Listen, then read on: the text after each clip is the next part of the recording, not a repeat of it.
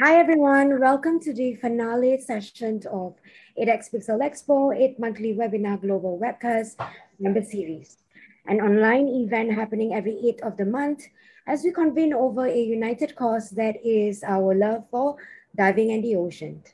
For this session, please allow me to introduce the man with more than 50 years of enriching diving life in the Red Sea and beyond. He is none other than Howard Rosenstein. Howard was born and raised in the USA and has been a professional in the diving industry for over 50 years. Since 1970, at a tender young age of 23, Howard opened his first diving center and school in Israel and is considered a pioneer in the field of diving tourism in the Mediterranean, Red Sea, and also the Indian Oceans. For his contribution in this area, he has been inducted into the International Scuba Diving Hall of Fame. Apart from pioneering land-based and also liveaboard diving tourism in the Red Sea and Seychelles and Aldabra Atoll, Howard was the innovator of the Pro Ear Mask, which has helped save the diving career of sport divers and also professional alike. Founder of Fantasy Line in 2002 with his son Nadav, leading the development of compact digital underwater photo systems, who is also active in nature conservation efforts, including protecting the coral reefs. Howard is a true pioneer and deserving of recognition for his significant contribution to diving tourism, safety, conservation, and photographic innovation. Herewith, without any further ado, I will hand over this session over to you, Howard. Howard, over to you. Okay, thank you, Nora. And thank you also, Elfrance, for all of your wonderful support and help in getting this thing together. And John Tet for inviting me to make the presentation. And let's begin with the show. Is there an opening slide? Do you remember the opening slide? There it is. Okay. So when I started in this business over 50 years ago, I was a kid out of California, out of the West Coast of California. And now I'm talking to you, an old man from the Middle East. They call me a diving dinosaur here. What I'm going to share with you is an odyssey, a personal voyage, so to speak, of mine in the diving world and in different areas of the world as well. It all began in 1966, would you believe? And when I came as a student backpacking through the area of the Middle East and into Israel, and I got as far as Eilat. Eilat is on the Red Sea coast at the northern end of the Gulf of Aqaba or Gulf of Eilat, and it is a very beautiful nature reserve area for snorkeling and diving. And here I went underwater for the first time, and my life changed forever. I had to go, unfortunately, had to return to California to finish my college degree. But in 1970, I came back, determined to start a business in what I love, which was diving. So if we could have the next slide. So 4 years after my visit and finishing my degree and doing a diving course, 6 months later, I opened my own diving center at the age of 23 in 1970, and a diving school. And in those years, it was a lot different than it is today, I say. So I became actually a diving instructor 6 months after taking my basic course. But I did have the wisdom to at least to hire some Israeli Navy SEALs who would be working with me in the pool, so to make sure I didn't make any mistakes. So this is actually the grand opening of the diving center on the beach in Herzliya on the Mediterranean shore. Okay, so we can go to the next image. And in those days, there were very few people sport diving at the time. So we had to open up a diving school, like I said, and we worked in a swimming pool. And this is one of our early classes working in the pool. we were the first ones to use, actually, we call them life vests. There wasn't the BC as you know them today, but I picked that up in the States as a student learning diving, and I insisted that all the students use the same. The next slide. So diving in the Mediterranean of Israel is quite boring, although there are some archaeological finds there and things to see. It's difficult to dive. There's not really any natural harbors or bays that really gives protection. So we were doing shore diving, and it was becoming more and more difficult.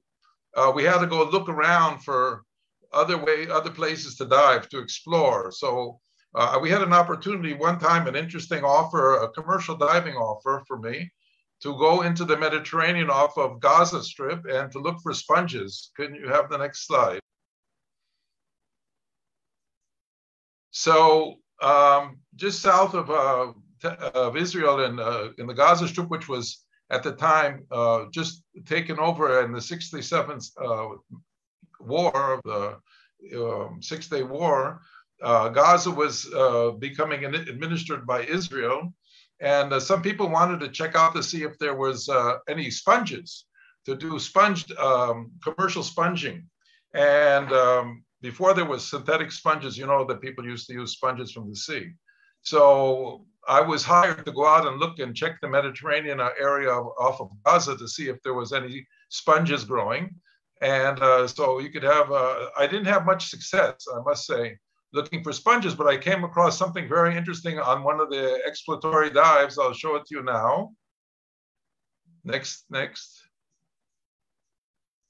So I came across a wreck under the water, a few kilometers offshore, and this was a ship, as it turned out after doing research, called the Farouk, Emir Farouk. It was the flagship of the Egyptian Navy, which was sunk in 1948 by an explosive boat in the war, and it sank. And to the best of my knowledge, no divers had been on it until we found it.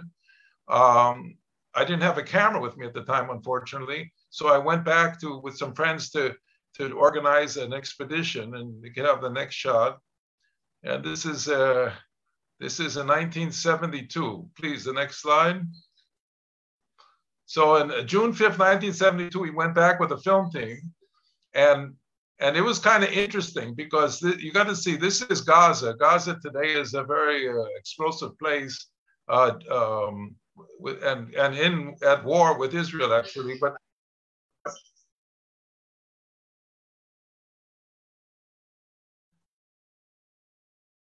I didn't understand that.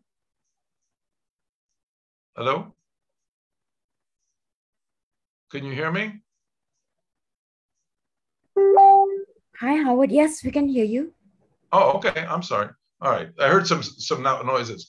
Anyway, we went there on exactly the 5th anniversary of the war. We didn't know it at the time, and we took a inflatable boat into the sea to look for the Farouk. And this is the local kids. They got so excited they had never seen scuba divers going into the water there. And this is just shot. I'm in the middle of, I'm pulling the boat into the water. Anyway, it was not as successful venture, the sponge thing, and we decided that the best place to look for the future for diving would really be in the Red Sea. Can I have the next slide? So this is a satellite view of the area, and if we start at the very bottom on the right side of the picture, you have the Red Sea, and then you have two little gulfs or bays. One is called, on the left side is the Suez Gulf, and on the top of it is the the Suez Canal, and then beyond that is the Mediterranean.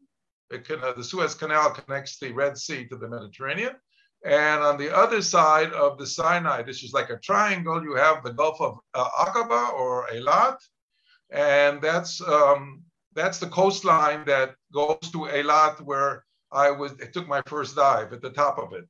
So that's the area of the Sinai, and we'll go to the next slide. Okay, so this area is a beautiful, beautiful area. It's mountainous and part of it is mountainous. In the north, it's a desert plain, granite mountains, very dramatic. You have Bedouin tribes living there. And we went there in, like I said, like the very early, the first trip I was there actually was in 1968, but that was just a student's trip. But we came back in 1970 and started to explore and look at the Red Sea area. So these are the scenes that we saw as we were exploring. Next, please.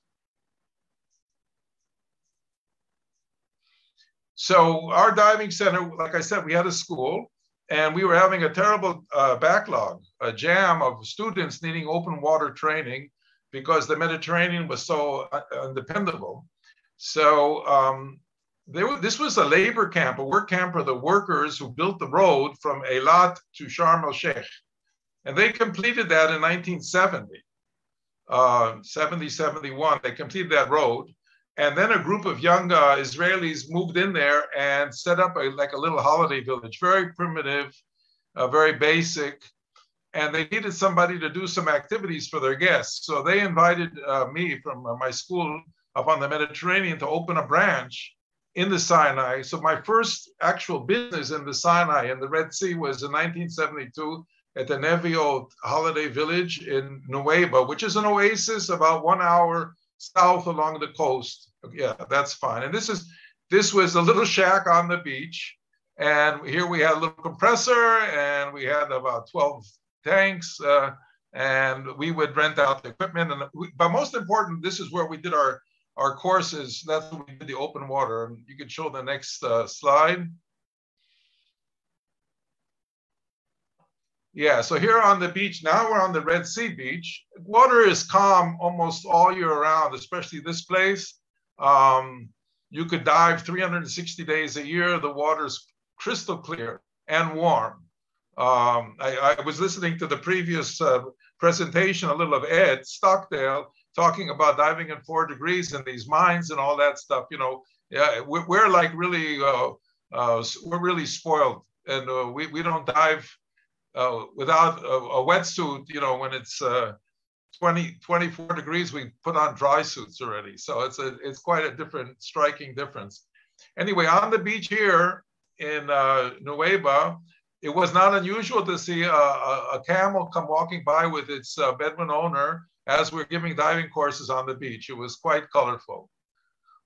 Okay, next slide.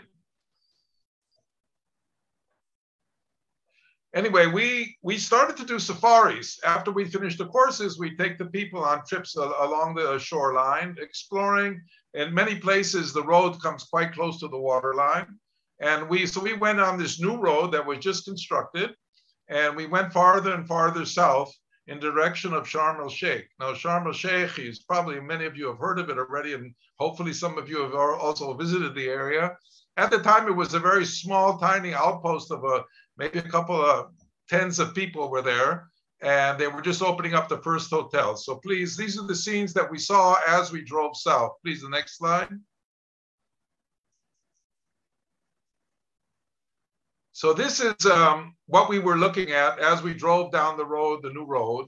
And I think this is important to point out. From time immemorial, the Sinai was a crossroads for armies going from Mesopotamia, which was the power center of part of the Middle East, to Egypt, the other power center. It was historically known as a battlefield, the Sinai. And even up to 1967, when they had the war and this area became part of Israel, it was a battlefield. We were the first ones to turn a battleground into a playground, so to speak. In other words, we realized, this generation of people that came down there, that there was potential, tourism potential as well. And I, as being a diver and a diving instructor, saw the potential in the diving of the Red Sea. Of course, others had been there before us, and others had written about it. Jacques Cousteau had written about it, Hans Haas had written about it, and other, you know, I don't want to pretend that we were the first ones that knew about the Red Sea. That's not the case, but we were the first to exploit it in a way for development of tourism. And here, one of the early sites in a place called Marsa Bereka, we found tanks actually from the 67 war parked on the beach. And, you know, we would go diving there and then we would dry our wetsuits on the cannons of the tank. So symbolically, we changed it from war to recreation and tourism. In the next picture, you'll even get something even a more strong view.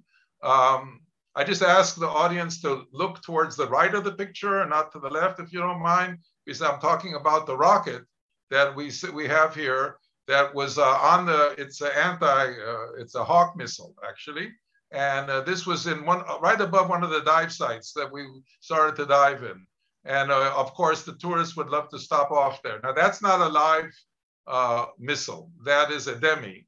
So don't think that a tourist could just walk up to a live missile. Those were demis that were put there as a decoy, but they were very popular to stand next to and have a picture taken. But this was the period just after the Six-Day War, just the beginning of the settlement in the Sinai and the recreation tourism period. Next. Next, yeah, okay. So here we are, Naama Bay, which is now got tens and tens and tens of hotels and diving centers and boats. But this is in 1973, Naama Bay. My diving center is just on the left where the arrow is pointing. And the white structure in the middle of the image is actually an inflatable dining room of a little motel that was set up there at the time, the only place at the time where people could come and sleep. It was called the Caravan Hotel, and you'll see why in the next picture. So it was a caravan hotel because all they did was they drove these little trailers, caravans, we call them here in this part of the world. They drove them down there, parked them on the beach, connected them to some electricity. They put an inflatable dining room and reception room. Everything was ready to pull out. Nobody knew how long Israel was going to stay there because at the same time they were trying to negotiate some kind of a peace treaty. So everything was like really temporary. And even my first diving center was temporary. We can go to the next slide. So when I decided to move my business from Nuweiba down to Sharm, into Naama Bay, I bought a old used World War I vintage wooden train car. And there it is sitting up there. It's just dumped on the beach. The floor was sand. And we used that as our first diving center. I lived in that little trailer next door. You see it on the left side. That was my home, our home with my wife, Sharon. And we didn't have very far to drive to work every day. No problem with traffic for sure. Anyway, that was the first train car diving center, maybe the only one in the world. Next slide. Anyway, we started in 1973. The bay was empty. You'll see pictures of it later on as we move forward in the presentation. It's hard to believe it's the same place. So there was one or two other structures on the bay. We brought down a few small boats and we started to take divers, mostly our students, to take them out for doing the open water work and then a few days of pleasure diving. Next, please. Anyway, we had to change the name from Mediterranean Diving Center to be more realistic. So this is when Red Sea Divers was born, and aptly named because we were being Red Sea divers as opposed to Mediterranean divers. Okay. In 1972, we had a very brave, adventurous group of American divers who came to dive. The first American group that came to dive with us from a company called Bay Travel in Southern California. And anyway, this is the group we actually had to rent some boats along the way. We went all along a safari, all the way down the Sinai at the time. They absolutely loved the diving. I don't think they were too crazy about the deck space on the boats that we got, but they enjoyed the diving so much. Our principal policy was never crowd the boat, as you can see here. This is once again in one of our small boats in Naama Bay, full of divers and snorkelers taking them out to the nearby reefs. Okay, next. As time moved on, 1975 already, we were the company was moving forward. We got our hands on a little fishing boat out of Cyprus, I think 39 foot, but it had a cabin, it had a little head. It was luxury for us. Of course, once again, we never overcrowded, as you can see in the picture, but we were so proud of it because we were able to go to farther and farther away dive sites now because the boat was more capable with a diesel engine to get a little farther afield. Next. And then we got another boat. The first one was Red Sea Diver 1. This one was Red Sea Diver 2. You see, we used very creative names. This was a metal boat that we bought from the Israeli Coast Guard as a surplus boat from the military. We converted it. And once again, we were taking people out farther and farther away. Unfortunately, sometimes your dive boat actually becomes, next slide, a dive site. So we came in one morning to the diving center and we looked down at the dock and we were supposed to have two boats, we had one. We did manage to see a ladder, the ladder off the bow there kind of floating up to the surface. And then we figured out that's where the boat was. So we salvaged it and got it up and got it working again. So once again, in the next slide, we had our fleet back.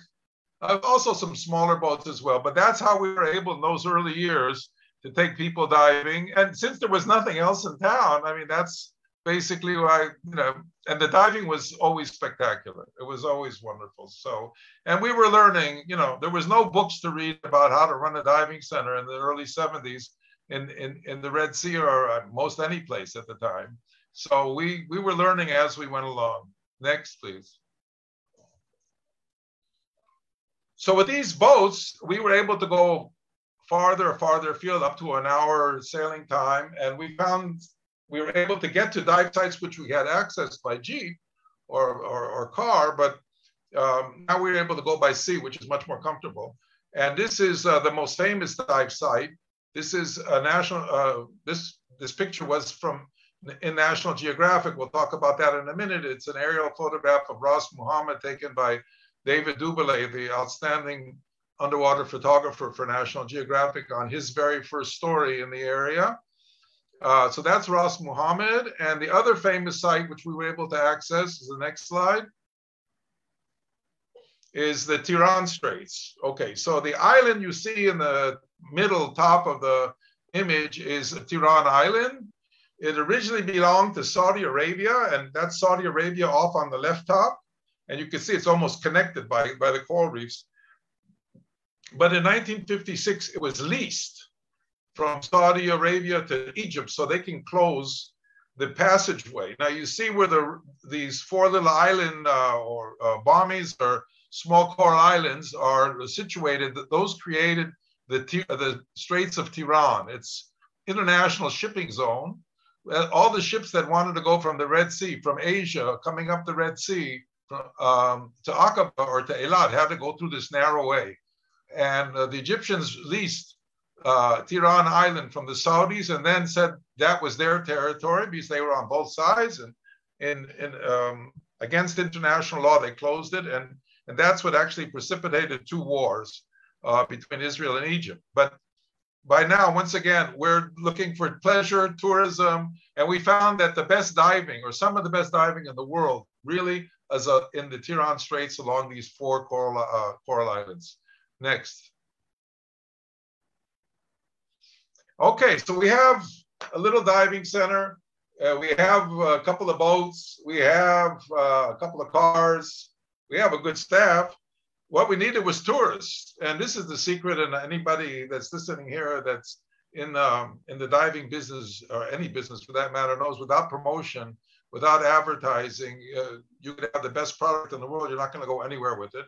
So in 1973, after I had set up the center in Sharm, my wife, Sharon, who's here in the picture, and I went off on our first world tour, promotional tour, to promote the Red Sea.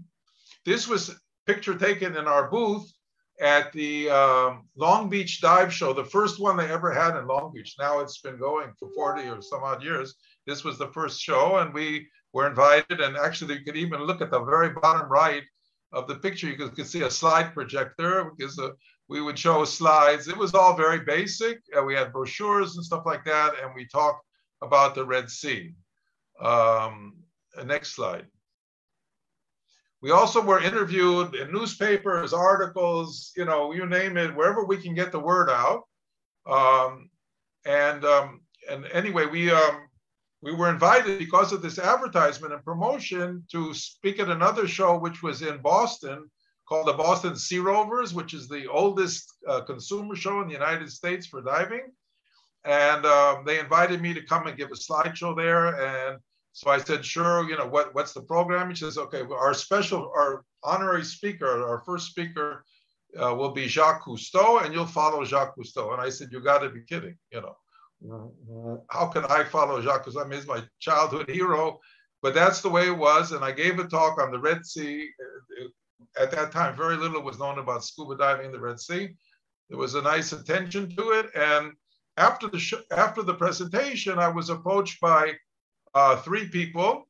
One of them, it turned out, was the guest of honor at the show itself, Dr. Eugenie Clark, who was known famously as the Shark Lady, expert on sharks, and one of the most famous marine biologists and divers ever. She was organizing a National Geographic expedition with 2 young photographers at the time, David Duboulet and Anne Duboulet, were diving, just beginning in their photographic careers, and they wanted to come dive with me. And they asked me if I could take care of them. You know, what am I going to say? No, right? So we set a date for a trip to them in 1973 to come and shoot in the Red Sea. Unfortunately, in October 1973, another war. So there was a war, and there was no tourism and no National Geographic, no nothing, and everything was shut down for a year. And only in 1974, next slide, National Geographic, true to their word, came in 1974, and they brought this equipment. And for us at the time, I mean, to see that type of equipment was mind-boggling. You know, if somebody show up with a Nikonos, then it was a big deal. So David and Anne brought their whole collection of underwater photographic equipment. And basically my job, besides to show them where the better dive sites were, was actually we call it schlepping in my country, carrying the equipment underwater. I was like the gopher, you know, or the caddy, so to speak, in a golf game, and just taking things around. But we became very, very close and good friends. It was a very successful cover story, David's first cover story for National Geographic, and illustrious career, as you all know. He's the most prolific writer, photographer in the history of the magazine today.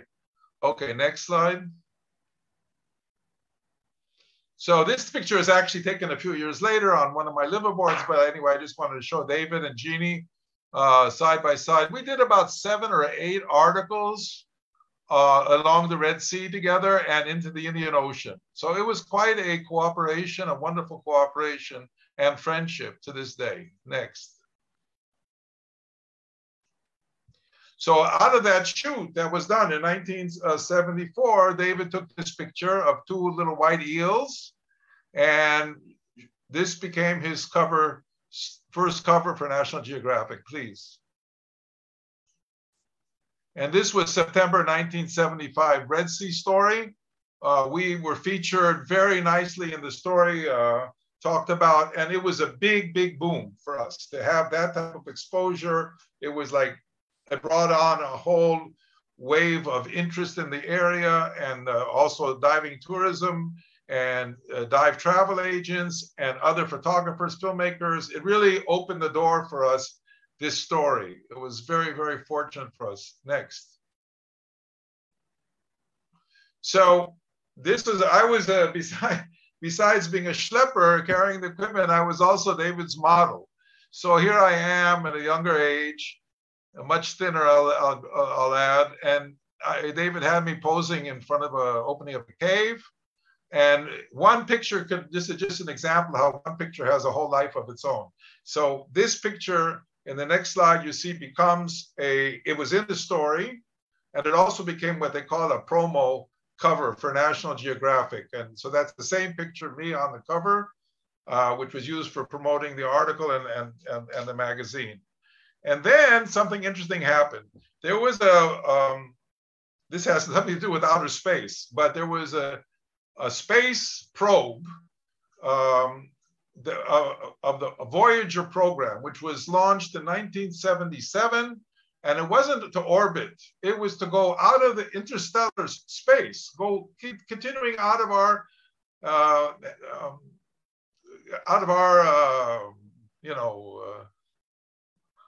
atmosphere, out of our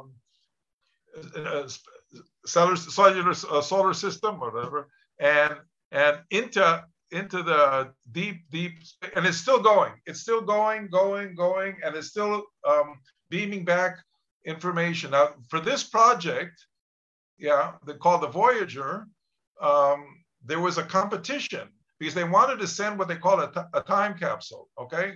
Don't run too far ahead of me, please, but it's okay, you can leave it there. So they wanted to have they had a competition and they wanted to have things of 1977 Earth to send up to interstellar space. And so they did a international competition for photography, and they wanted to send up pictures in this time capsule. And they had a competition for the best underwater photograph. So David entered the competition, and lo and behold, he wins the competition. And lo and behold, they took the picture of me at the cave in the Red Sea and put it in this time capsule and launched it into space and beyond. So there's an image of me up there somewhere, 50 years already, going and gone. So I like to feel that, maybe I have some kind of special position in the world because my image is up there. Anyway, that's the story of this. Go ahead, please, next. So at the same time on this shoot, and David has all these cameras and all this gear and all that stuff, he hands me a Nikonos and he says, look, you live here, you got such great diving, why don't you start to take underwater pictures, which I had never done. I had taken topside when underwater. So he says, here, take this film. He gave me a ton of film. And he said, first, I need a picture of myself for an article for Camera Magazine, which was Camera 35 was the big magazine of the day. And they wanted a picture of David doing this story. So he gave me the camera. I went into the cave, the similar cave that he took a picture of me. And he just said, just start shooting and something is going to come out. And I said, okay. And I gave him back the film and I forgot about it. 6 months later, I get a telegram. In those days, there were telegrams saying, congratulations, you got the cover of Camera Magazine. I said, what? What are you talking about? Yeah, the picture I had submitted for David, the story, got the cover, and my picture was chosen of him taking a picture underwater, and I got $500 for that and credit. And I said, this is great. What do I need to be a diving instructor for? All I have to do is jump in the water, take a picture, get $500, and it's easy. Well, I don't want to tell you how many years it took me to get to the next cover I ever shot, but it's lucky that I didn't decide to make a living as an underwater photographer. Next one. Okay, like I said, David, Jeannie, and myself, we did many stories together. We did a thing on sharks. They started doing shark fishing in the Red Sea at this time. Now, shark fishing is a very push button thing in the world today, but we fought against this 50 years ago. And David and Jeannie and I went down, and here's a picture of David taking a picture of a shark on a hook, Jeannie holding onto the fin of the shark. And these pictures that he took showing these sharks, we used in the battle against shark fishing, and ultimately we won. Can you show the next slide? Yeah, so there you have Jeannie with a hammerhead. Hammerhead is actually on a hook, dead. These were used to illustrate what was going on, and we put an end to it, and they kicked out the shark fishermen, much to the benefit of our area. And we'll talk a little bit about conservation soon, but we were always very, very, very conservation minded from very early on. Okay, next. Okay, that was part of those pictures, and that was part of a story on sharks, which was another one of our stories for National Geographic. This one came out in 1981. And part of it was shot in Sharm with us. Next. We also did another story, which was very interesting, about a fish called the photoblepharon, which is the flashlight fish. It's a small little fish. You can see it in its genie's fingers. And the white part under the eye, it emits light like a firefly, if you know what that is. And that's how they communicate between themselves at night underwater. And you could actually go to a Red Sea reef, especially when there's no moon, and watch the flickering of the lights of these little fish. So Jeannie decided to write a story about it. It came out in National Geographic. Here you can see the cover of the next picture. You can see the cover of the magazine that it came out in. And this was 1978. Okay. Anyway, like I said, we had a lot of great work to do together in the Red Sea on National Geographic. Next. Anyway, we talked about Ras Muhammad is the southern tip of the Sinai, and perhaps one of the great, great diving locations in the world today. Israel decided very early on to make this area a nature reserve. And this is a sign of the nature reserve for Ras Muhammad. Actually, the Sinai coast of Israel became a nature reserve. No shell collecting, no coral collecting, no fishing, basically nothing. And that was very, very important. And we were very proud of it. And I took Jeannie to see this. I wanted her to write about it in the article. She wrote about it. She in the National Parks magazine, and the Audubon, and National Geographic. This was how we were building this concept of conservation in the Red Sea and the Sinai. And that was very important later on, as we'll get to that as well. So I'm explaining to Jeannie about the nature reserve here, and I'm kind of pointing my finger, and she always laughed at me she said, nobody points a finger at Jeannie Clark. I said, okay, I'm sorry, I apologize. I got to Photoshop out that finger, I think, in the next time. Next picture. Oh, wait a minute, don't go anywhere. Stop. Okay, so after this work with National Geographic and everything like that, we got a call from Skin Diver Magazine. Skin Diver Magazine was one of the top scuba diving magazine in the world at the time, in the 70s. And they saw the article in National Geographic, and they wanted to do a story on diving with us. And this was like the biggest thing that can happen to us, right? Because this is really for our market. So they sent out their editor, a guy named Jack McKinney, who was also one of the top filmmakers of the day. And he came and they did a whole feature on diving in Sharm el-Sheikh and diving with us. I'm going to just show you the opening minute or two of their film called God's Other World, the Red Sea, and then we'll continue on. So now we'll just have a little video to show you the first promo film of Red Sea diving for the American diving market. Okay, please.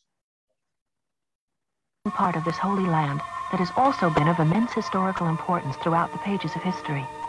And this is the 23,000 square miles of Sinai Peninsula. In the north, one finds an endless desert plain. And to the south, a great mountain range reaching deep into Saudi Arabia, across Sinai, and thence to Nubia on the African continent. Relics of destruction dot the landscape, stark reminders of the pathos and futility of war. Yet, in sharp contrast to this parched desert land, snuggling up against its shoreline is a body of water, just 20 million years old, young by geological standards, but so filled with wonderful and amazing sights, it is considered a mecca for sport divers. This is God's other world, the Red Sea. Okay, that's just the opening of the thing. All right, so now we were starting to get tourists coming in, and we had to figure out things for the tourists to do besides diving, because tourists want to do other things. So there's a wonderful monastery at the base of Mount Sinai, biblical Mount Sinai, called St. Catherine's Monastery. It's 1,500 years old. It's got a whole history to it.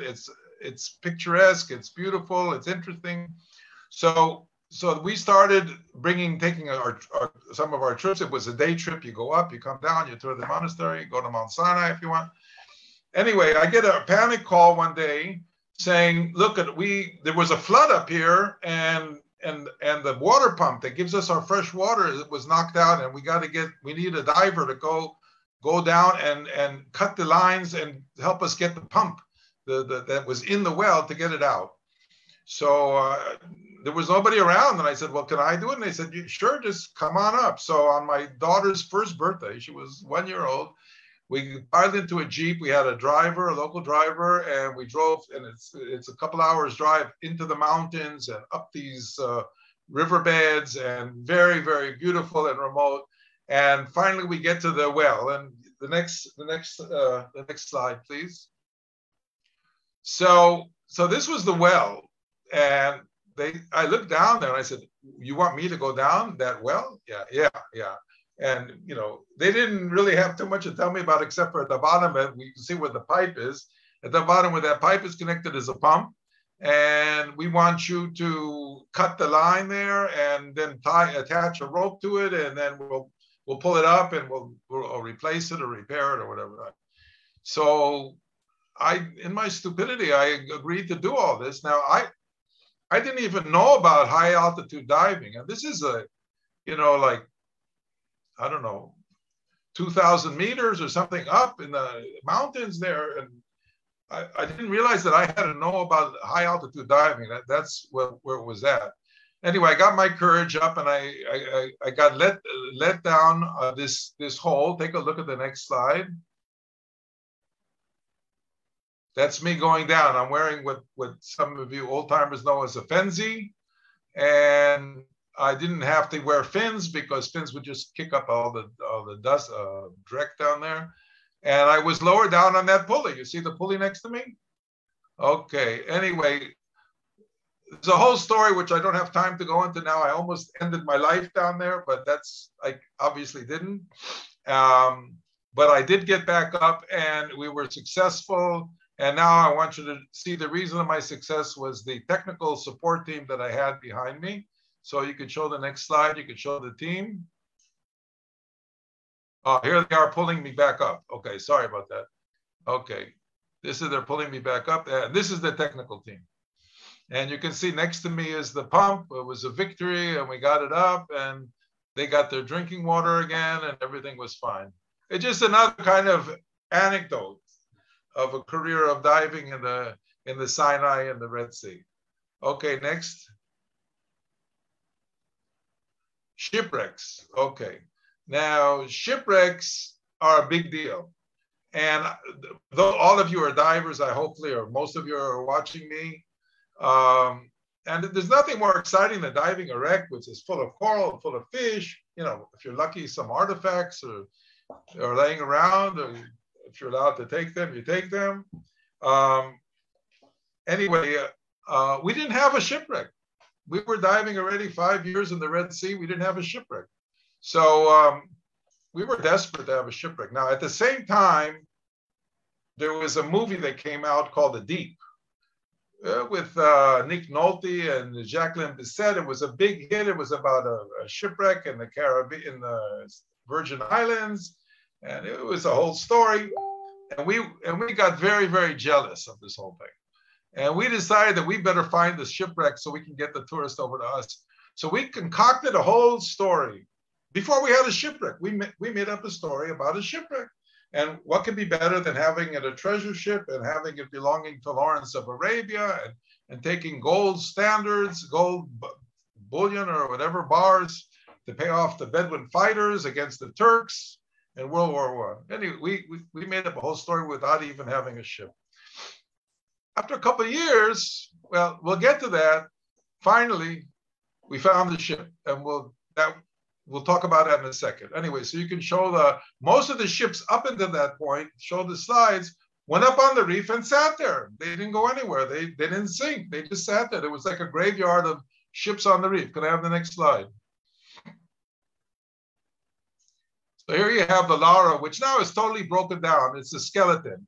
The sea is merciless and it can eat anything. So this was when it first went up. Like the first days it was up on the reef in the Jackson Reef, and it's now just the bones, you know, just a skeleton of the. Another shipwreck was Luella. You can see it next shot. Luella. You can see it here, and actually, this is also when it just went abroad, and now it's also just a skeleton. And you can see in front of it an earlier shipwreck that went aground the steamer in about 1920, and it's still sitting there today. So that's what we had. Then we also had a ship that went aground at Ras Muhammad, which is called the Yolanda. And this was very troubling because this one also sank partially. The bow was up on the reef and then it went down into the water and it was a mess. It was a mess. And this is the most precious diving place of all the Red Sea. So all of a sudden a salvage company shows up and they have a ship and they start ripping the hell out of that reef to get that ship salvaged.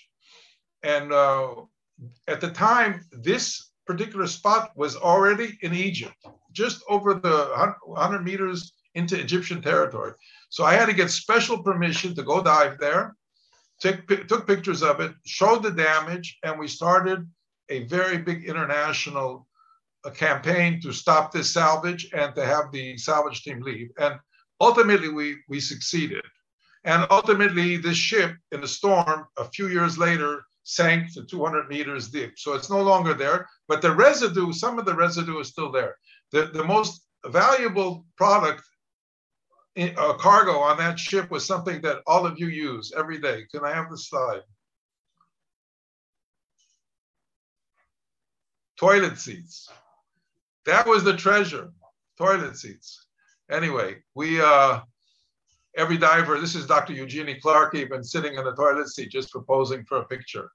They were littered all over the bottom of the sea, toilets. It was very bizarre. Finally, there still might be a couple of there, but I think most of them were removed by people or I don't know.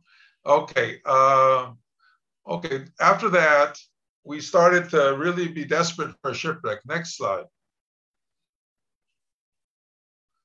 So we were living and working side by side with the local Bedouin fishermen. And we got to know them quite well and helping each other out as sea people do. And I started to ask them, I said, listen, maybe you guys know something about a shipwreck somewhere, help us, you know. And so one friendly fisherman said, you know, not right here, but in the Suez Gulf, which is just around the corner from Ras Muhammad, they have seen a big shadow along the reef, and there's many, many fish there, and they think it's like the shape of a ship, and maybe I should go and check it out. So I said, so okay, great, where is it? How do you get there? Give me the chart, show me the X, where it is. And they don't have charts, and they don't have X's. They said, look, go around Ras Muhammad, go in the direction where the sun sets to the west, and smoke 2 cigarettes. After the second cigarette, you'll see in the distance a reef in the middle of the sea. That was it. So the first problem is I didn't smoke cigarettes. I smoked a pipe. And I didn't know the conversion from between 2 cigarettes to a pipe. So I had one of my crew smoke cigarettes, light a cigarette at Ras Muhammad. And then, you know, this is very scientific, as you can imagine. But I had a group of American tourists with me, and I thought we're doing an exploration dive. We don't know. We might find, we don't know. So we went into that direction, and we went 2 cigarettes, and we looked out into the far distance, and lo and behold, you can see it just barely on the horizon line. There's a reef. It's called Shab Mahmoud, Mahmoud's Reef, and I went over there, I got my gear on. The boat just didn't even anchor, just kind of hung out. I said, I'm gonna go dive down and see what's there. And as soon as I hit the water, show the next slide.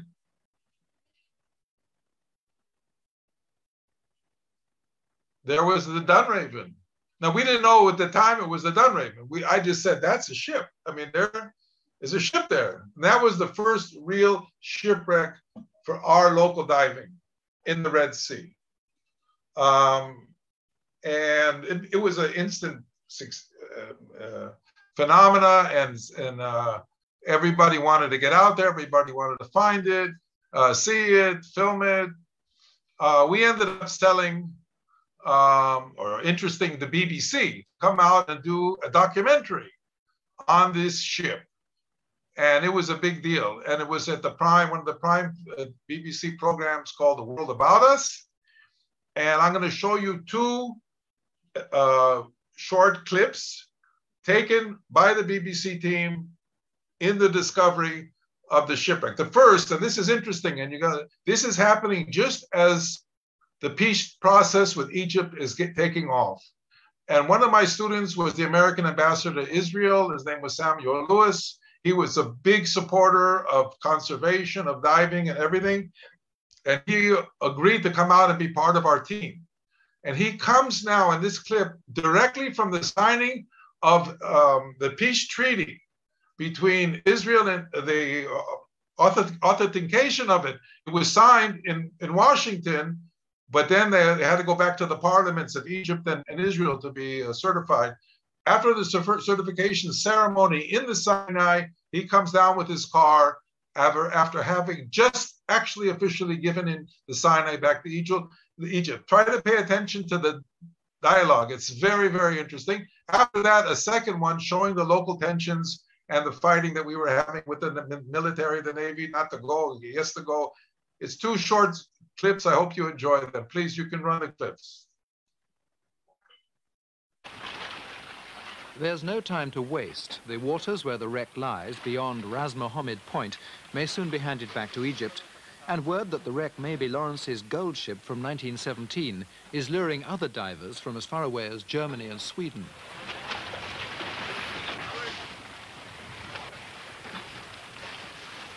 It's attracted the United States ambassador, Sam Lewis, too. Howard! Straight from the latest peace talks. Good morning. Welcome home. Thank you. How are you? Oh, fine. I did the dirty deed yesterday. Yeah. What'd you do? You gave it away. Gave it away. Now, listen, but listen, it's 2.5 hours late finishing. You heard that. What was That's the why reason? I got here at 2 o'clock in the morning. It was on the radio, though. I spent 2.5 hours trying to persuade them. Ras Mohammed. To stick the line a little further west. Did you? Did you I succeed? did. No, I failed. You failed. But I really worked at it. 2.5 hours, we had 200 people sitting out there waiting for the ceremony, and the sun was getting lower in the west. And there I was arguing for your damn dive sites. And it didn't work. Well, maybe we'll get it next time. Yeah, you think so? But did it go okay? I mean, we pretty, in the end, it worked out okay? No, it worked out fine. Yeah? We had to talk to Sadat and to Begin on the phone and straighten out a few last-minute problems. Really? You think I'll be able to operate? For 3 years, anyway. For 3? Okay, now the second one. Next day, on the trip out to the reef, a brisk reminder of local tensions. Stop taking photographs. If you don't want to be photographed, go away. I'm going to confiscate your camera. These waters may soon belong to Egypt, but right now they're as secure as the Israeli Navy can make them. Everything we film will be checked by the censor. There are Navy people here too, so don't get excited. I only want your details.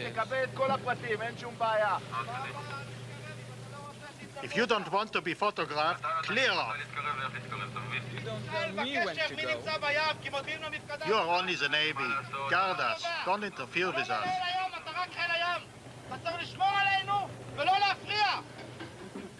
Speer thinks the Navy are overdoing it, and he points this out to them. I personally will see you get into trouble. It looked like a nice, peaceful area, but it's full of action. Lawrence was a spy. They thought that we are spies, all the time.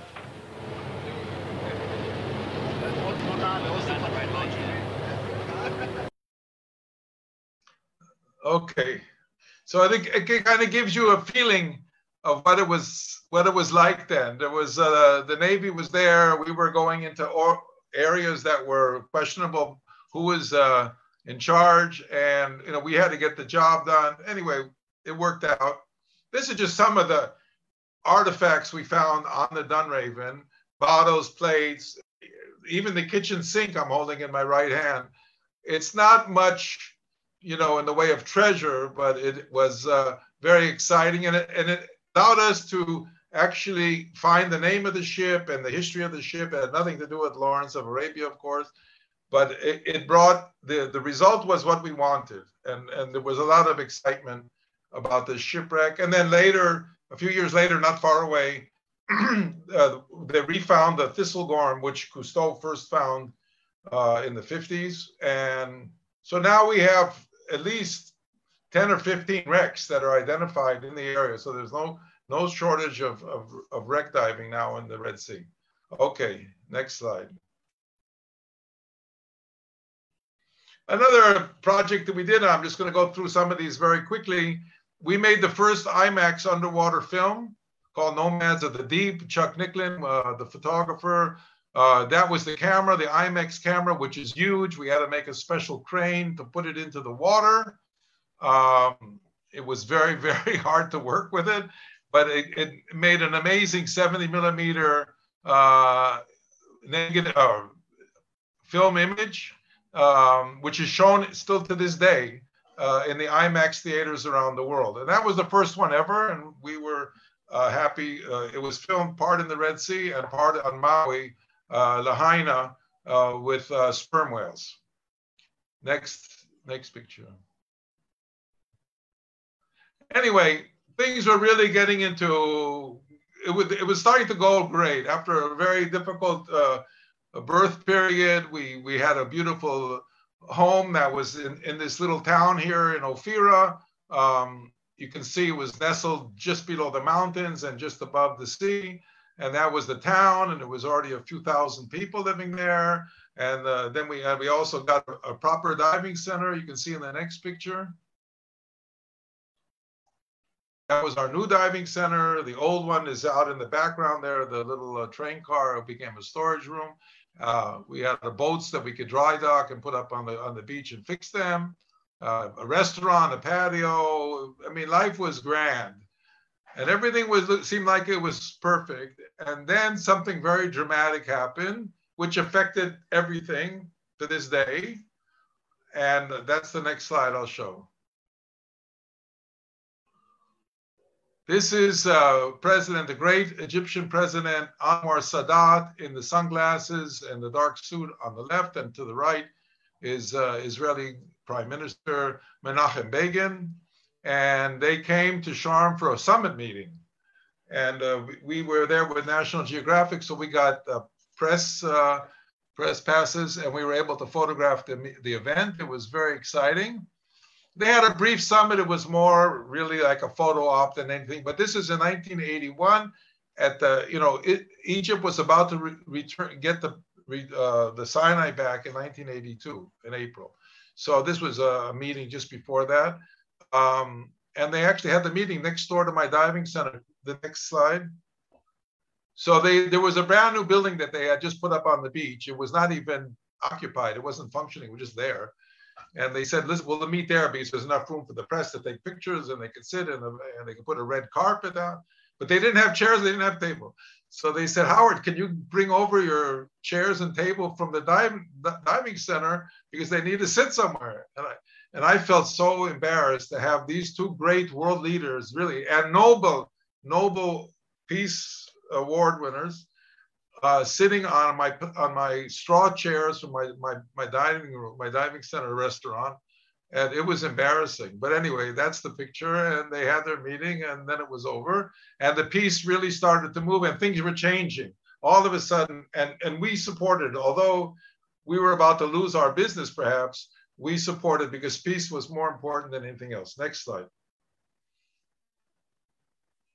So all of a sudden you had the Israeli flag and the Egyptian flag. It was unheard of, flying together. And, I was going back and forth to Cairo in meetings, trying to trying to figure out, what's going to be with my future. Can I stay? Can I not stay? I don't know. And it was a very dynamic time, a troubling time also. Next. Anyway, obviously this became much of the talk of the diving world, at least European diving world, but also other. And there were many articles about departing of the Red Sea or what's going to be, and will we be able to dive there again? Will it be accessible? Will they continue with the conservation program that the Israelis had initiated? We really didn't know. So now I'm going to show you two clips, one after another, once again, of how the press related to this process in real time. The first is kind of a personal one, which had to do with me and my business. The second was something I organized through CBS 60 Minutes, Bob Simon, talking about conservation and saving the sharks. Now, this is 40 years ago, but we're talking about saving the sharks. So please pay attention to these two clips. They'll be going one after another. Thank you. Reefs, clear waters, an infinite variety of sea life with strict laws prohibiting fishing and even the collecting of seashells. Rosenstein helped build the tourist industry by developing a scuba diving business now worth over $500,000. We're dealing with, in this area, immediate area, about 20,000 divers a year. And it's a multi-million-dollar tourist enterprise.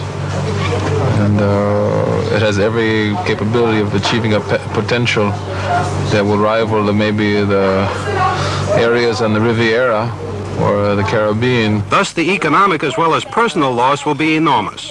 Rosenstein has dual Israeli-American citizenship. His 3 children were born here, and he wants to stay if the Egyptians will allow it.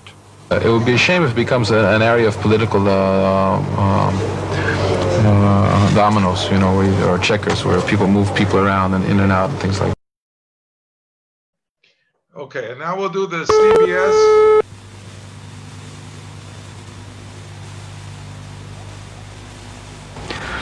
There aren't many places in the world you can slap an air bottle on your back, go down 30 feet or so, and watch the sharks go by. In fact, just about the only place you can do it with some hope of living to tell the story is in the Red Sea off Ras Mohammed, the southernmost tip of the Sinai. And even here, divers are afraid they might not be able to do it much longer. The sharks living off the coral reefs here are among the most accessible in the world to scientists, to photographers, to intrepid divers. Up until now, at least, they've been very friendly. But this whole area, all of the Sinai, is in the midst of a political transition right now, and believe it or not, the sharks are caught up in it. For the last 12 years, the sharks have been swimming in Israeli waters. They're about to become Egyptian. Anwar Sadat is gradually regaining control of the entire desert and its territorial waters. Israel is giving up what it conquered by force and what it learned to love and protect. The Israeli occupation may have been controversial politically, but ecologically it was a masterpiece. The Israelis set up nature reserves. They passed and enforced tough legislation protecting wildlife on the sands and in the sea. As Americans were instrumental in orchestrating the peace between Egypt and Israel, Americans are getting involved now in pressing for continued conservation, particularly of the magnificent coral reefs off Ras Mohammed. Marine biologist Dr. Eugenia Clark, professor of zoology at the University of Maryland, is spearheading a campaign aimed at convincing Sadat that what he's getting under these waters is worth taking care of. The Egyptians don't have a conservation program developed yet. They are very much aware of the problem, and they're starting to develop it, but they're like just infants in this field, and the Israelis have really worked out all the problems. They don't allow spearfishing, they don't allow any abuse of the reefs and marine life, because people come out here and they think each person wants to take back one shell, one piece of coral, one shell. They think, what harm is that? But when you get thousands of people coming to one area and picking off the prettiest shells and corals, you have nothing left in no time. I think it's the most beautiful place in the whole world. Dr. Clark went to Cairo recently to take her case to the president. Sadat responded by sending a small team of Egyptian officials, scientists, and scholars to Ras Mohammed, the first such trip made overland in almost 25 years. They were subjected to 3 days of well-intentioned Israeli propaganda on how they, the Egyptians, should take care of their land and their Straits of Tiran, where Egyptian guns once threatened Israeli shipping and triggered 2 wars. It was a quiet exercise in normalization, diving diplomacy. The message from Israelis to Egyptians: if you don't control and restrict developers, fishermen, tourists, and divers, the incredible underwater world here can disappear within a few months. Like any world leader, Anwar Sadat receives a lot of petitions. Here's a lot of pleas. This is one he probably hasn't heard before. Save the sharks. Bob Simon, CBS News, in the Red Sea. Okay, and I just think it's very, very important, something that I'm very proud of, that in the midst of all of this turmoil that was going on and without knowing what the future would bring, it was very important for a lot of very good people, important people, prestigious people, to work together to try to keep this area free of exploitation and pollution and all the things that could happen. And it was what we called diving diplomacy. It was really diving diplomacy. And we used the ambassadors of America, the American ambassadors in Cairo and in Tel Aviv, and friends from all over and different countries to work together. So the Egyptians started sending teams down to Sharm. And this was I was briefing an Egyptian delegation. Jeannie Clark, who I mentioned before, was a very charismatic person. And she met the son of Anwar Sadat, who was a diver. And he was so overwhelmed by her, he said, "You got to come and meet my dad." And so, okay. So he took her to the presidential palace. She went there. And after hearing Jeannie talk about sharks and nature and all that, Sadat said, "I'm going to give you my best people. They're going to come down, and I want you," it was still Israel. "I'm going to get permission that they're going to come and see what you guys are doing. And you're going to brief them, and hopefully we're going to get something going when we take it over." So this is in my diving center. These are Egyptian scientists and administrators who came to hear the story and take notes and to learn about what we had been doing in diving tourism and nature conservation. And I'm very proud to have been involved in that. Next slide. Also, I work with the military, and I took the military, both you have here, this is like, it's crazy. Egyptian officers and Israeli officers stand side by side. I got a chart in my hand. I'm explaining where the diving areas are, what has to be done, and and for the most part, they accepted it, and I'm very happy about that. Next.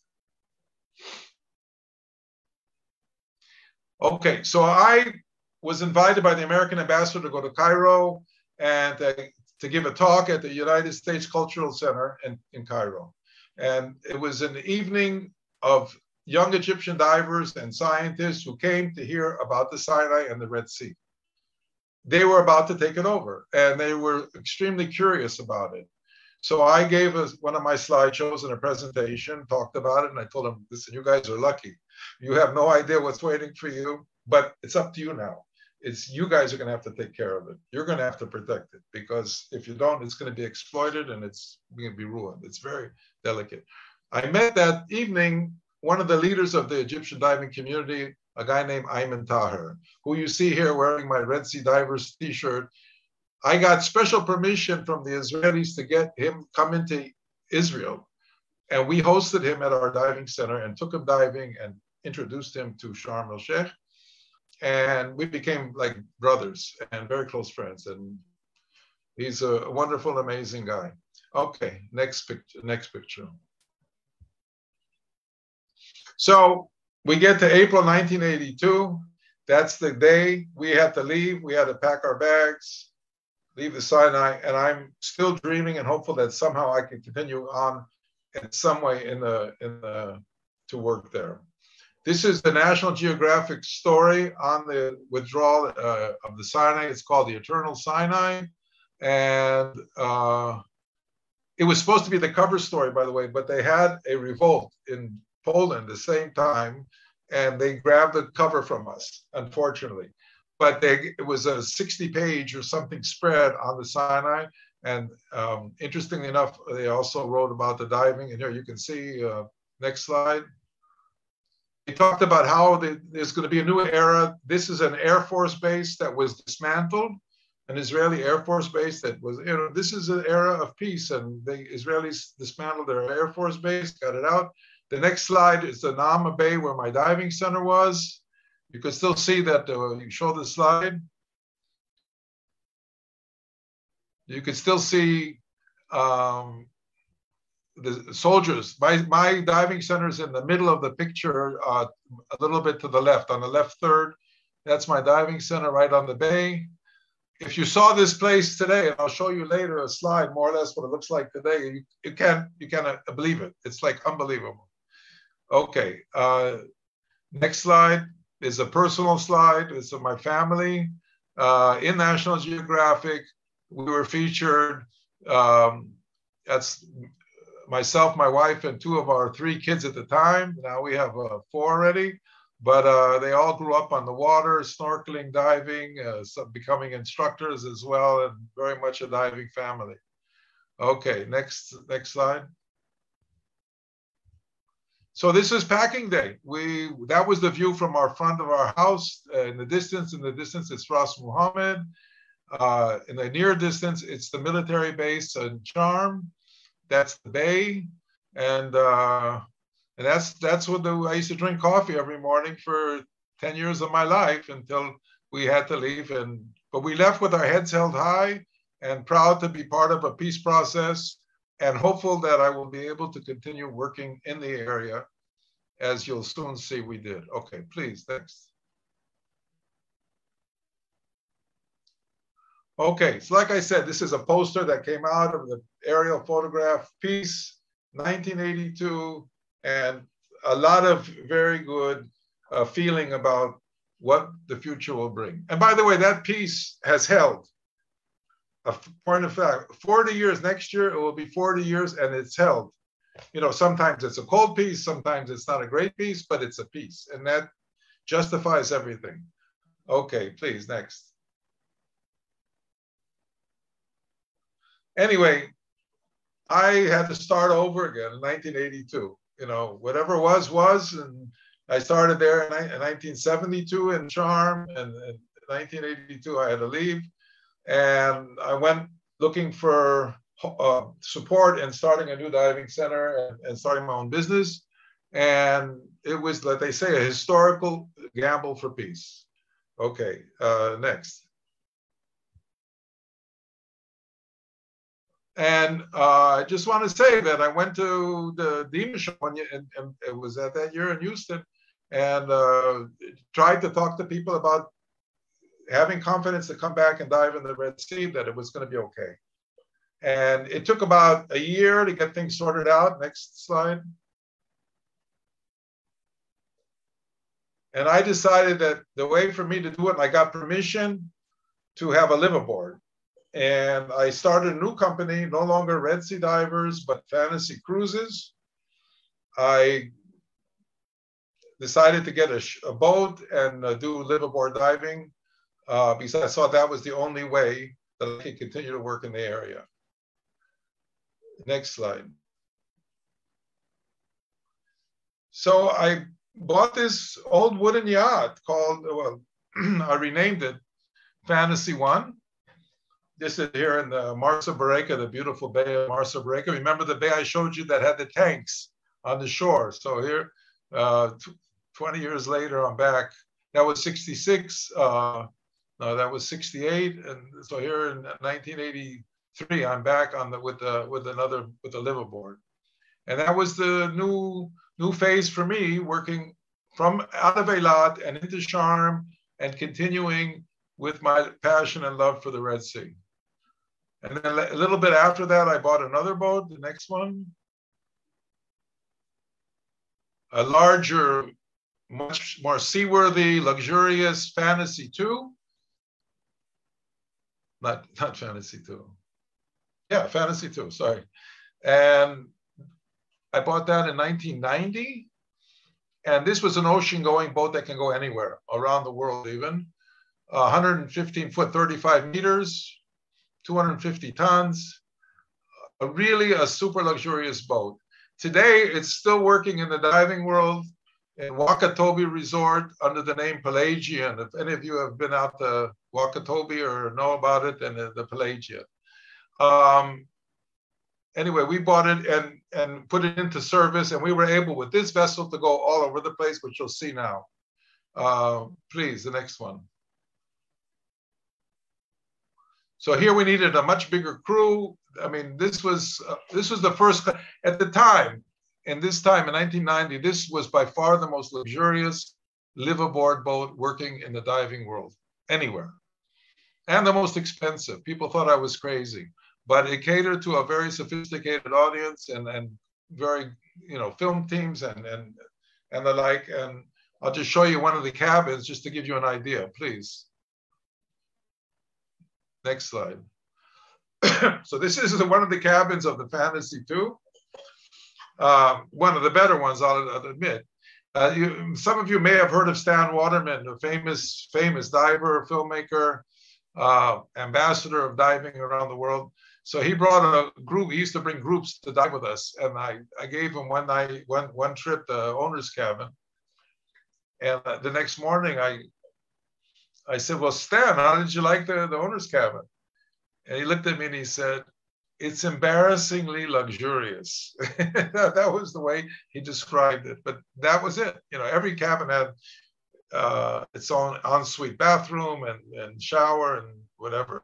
It was really a beautiful boat. Next slide. Also, we were known for our cooking. We had very good chefs, a big industrial kitchen. And the big dilemma was, what do we have, lobster or fish for dinner? And sometimes, we even had a write-up in a gourmet magazine. Please, the next slide. I think we're the only live-aboard that had a write-up about our menu in gourmet magazine. And we had one of the editors as a guest. She came as a diving guest. She didn't have any intention of doing a story. Patricia Wells was her name, and she wrote a story for this magazine and for the New York Times and the International Herald Tribune about the food of the Fantasy. Sometimes the people ate so much that they couldn't even dive. The next slide. They stuffed themselves. But that wasn't always the case. Okay, next slide. Okay, with the Fantasy 2, we were able to go all the way down the Red Sea and go farther and farther afield to this is the Brothers Island, one of the finest dive sites in the Red Sea. Then we went farther south, next slide, to the Daedalus Reef. Beautiful diving. You can see the Fantasy off there, off the end of it. Each one is an overnight sail from the previous one. So we were going down Ras Muhammad overnight to the Brothers, overnight to Daedalus, overnight to Rocky Island and Zabergat. Next slide. And these places where nobody had dived there. These places, there was no diving. If you went out for a week, 10 days, you didn't see another boat. There was maybe 2 or 3 boats working this area ever at that time. And we would say, okay, I'll be at Brothers, you'll be at Daedalus, I'll be there. We never saw anybody for a week to 10 days. And it was unbelievable. Okay, next. Okay, now this is a period of time when there was the Gulf War going on, and there was a lot of tensions. Unfortunately, sometimes the Egyptian Air Force were harassing us to try to get us off of dive sites. This is a picture we took of an Egyptian military helicopter coming right over the top of the Fantasy, basically telling us we're not allowed there. It's a military zone, get out. And, I must say that we were even arrested and even shot at times. And it was pretty scary at times. Next slide. So this is one of the articles that came out about me being arrested and the tensions and the pressure that we had.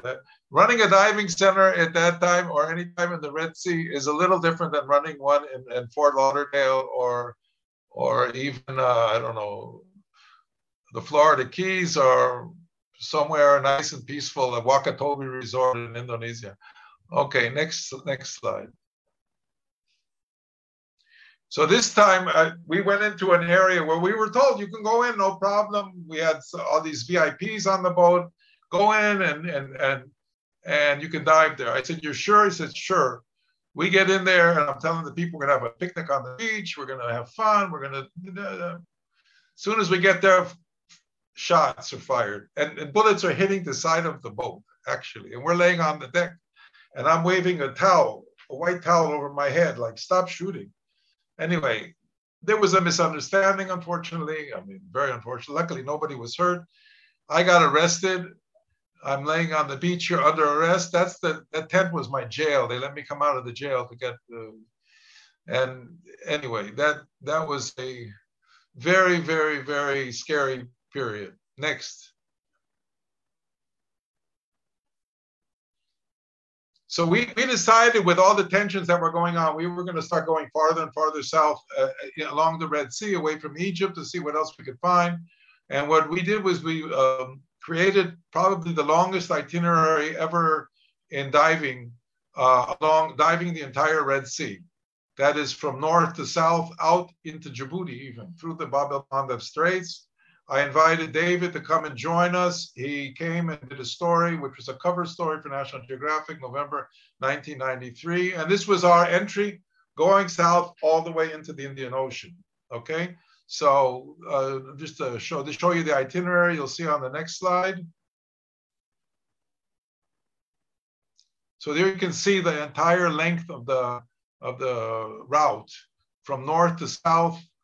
And we dived all the way. And many places, I'm convinced nobody had dived before. Very exciting.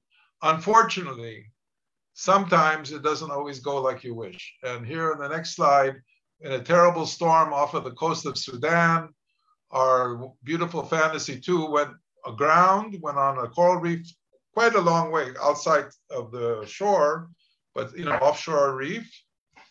Now, mind you, we're Israeli crew, international guests. Some of them were also very high profile, I'll add. And we're aground. And we have to get the people off that boat and we have to get out of there. And it was very frightening. And we used all of our contacts in the diplomatic world.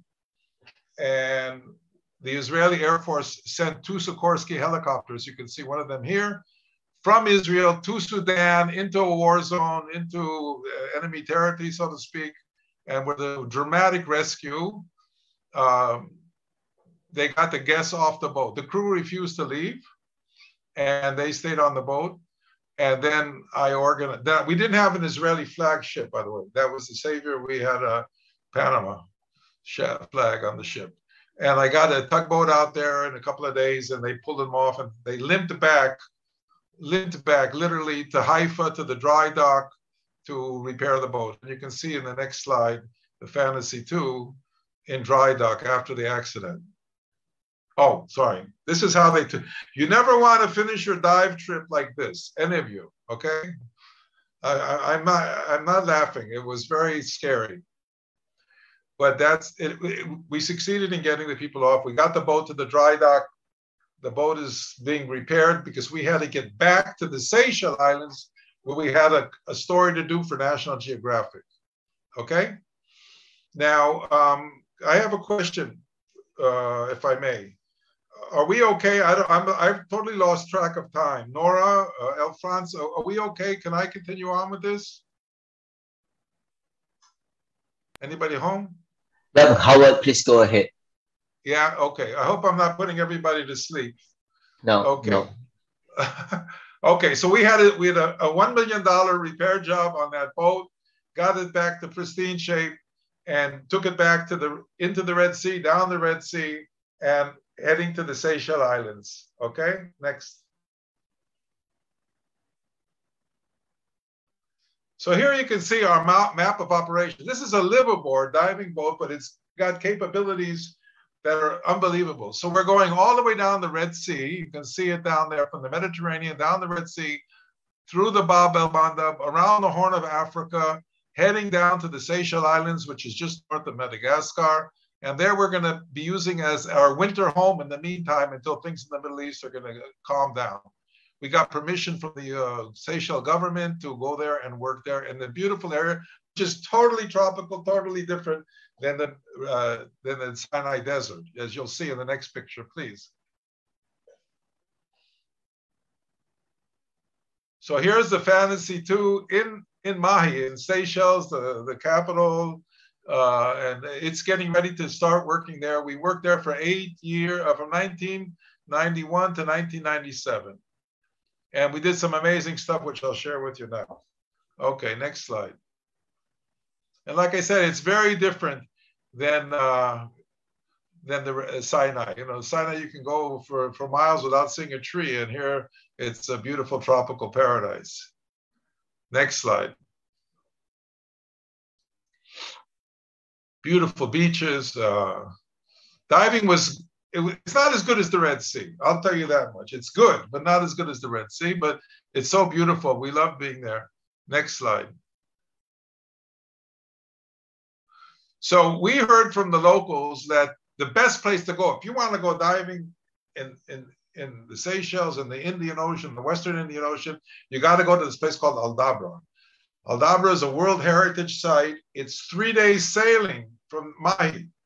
It's 1,000 kilometers, but it's a like I said, a World Heritage Site. It's protected, and they have the largest population of seabirds and the largest population in the world of giant tortoise. And Cousteau had been there, interestingly enough, and went aground there actually on the Calypso. So they told us to go to try that out. So we got permission. The president gave us his plane to fly out to the area to check it out. The boat went out and I flew out on the presidential plane. Next slide. And these were crazy times, yeah, but we enjoyed it, and we started to work in Aldabra. We had the first, full-time operation running 3 days when we went out there to get there, and then, so we would start to ferry the guests. We would have the boat out there for a month or two, and bring out supplies and bring guests out, and then bring the boat back. Truthfully, it was incredible, but it was much too difficult to do.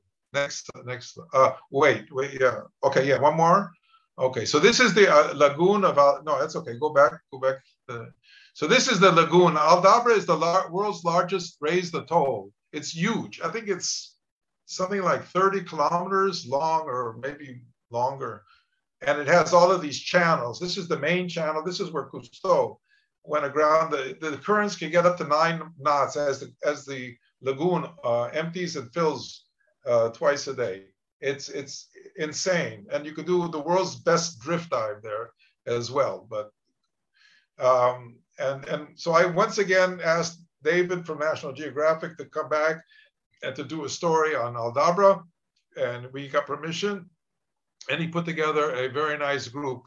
You can see on the next slide of some of the best underwater photographers anywhere. This is what it looked like. Okay, so you have David in the middle. There, I'm on the left, Lionel Pizzoli, Gary Bell, Robin on the top row, Robin Kuehl, Chris Crumley, Al Hornsby, John Boyle. These are really top shooters. They came out with David and we made a movie. And now I'm going to take a short break, show you a brief part of the video that John Boyle made on diving Aldabra. Okay, and then we'll pick it up on the other side. Okay, thank you.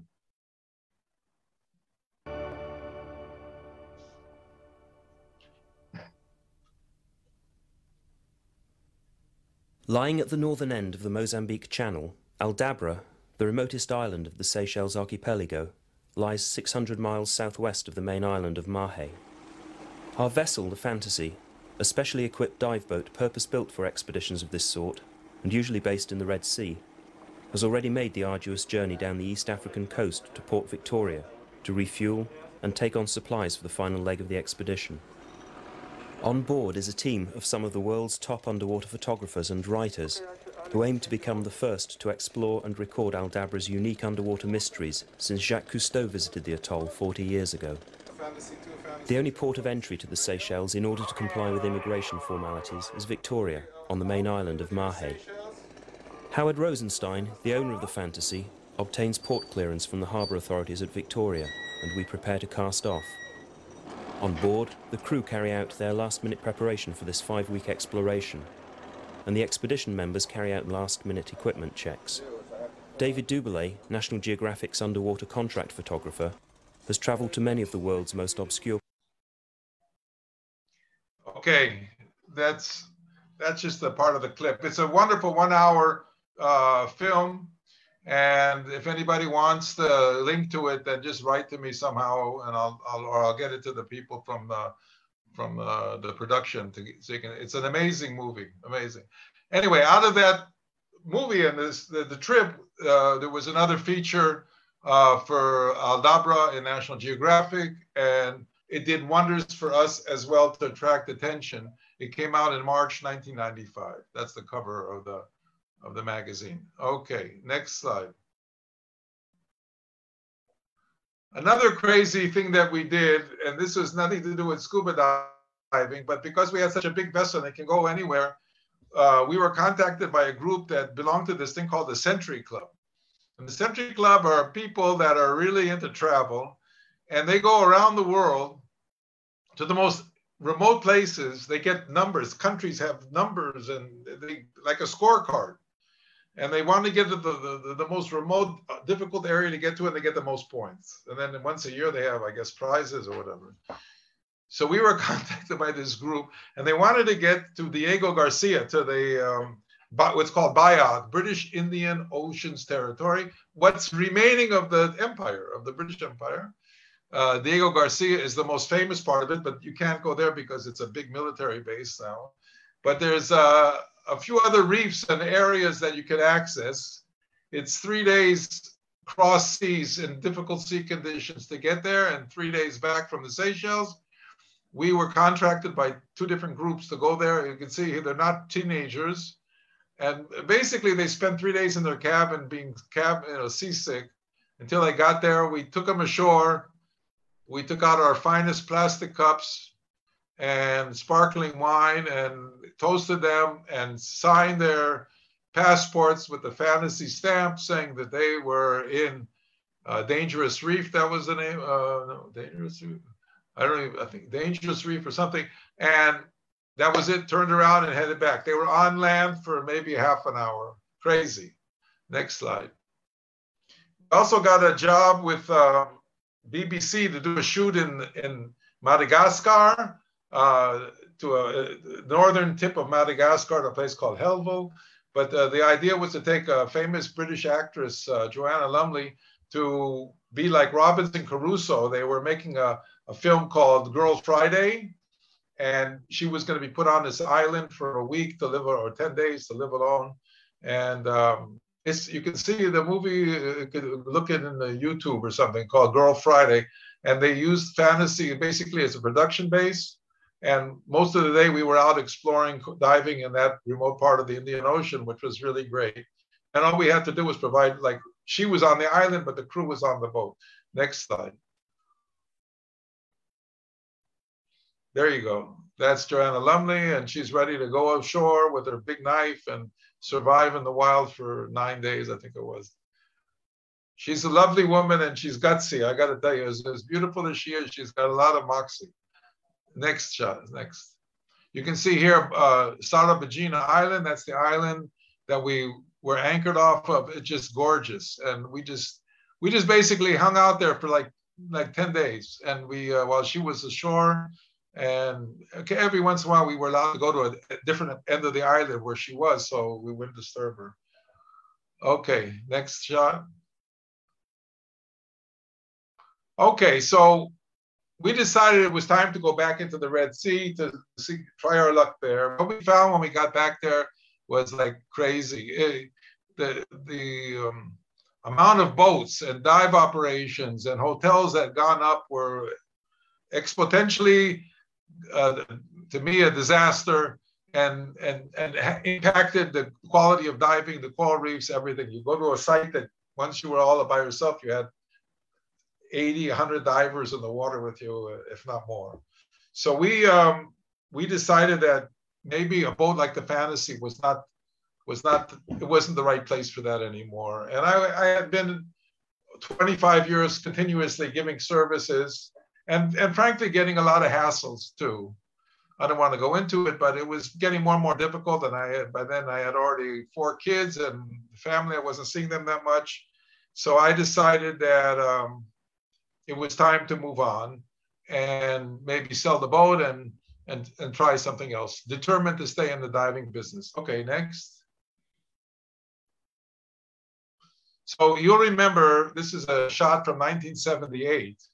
And you have the Nama Bay, the little bay where we had our diving center and one hotel and one motel and the camping and all that.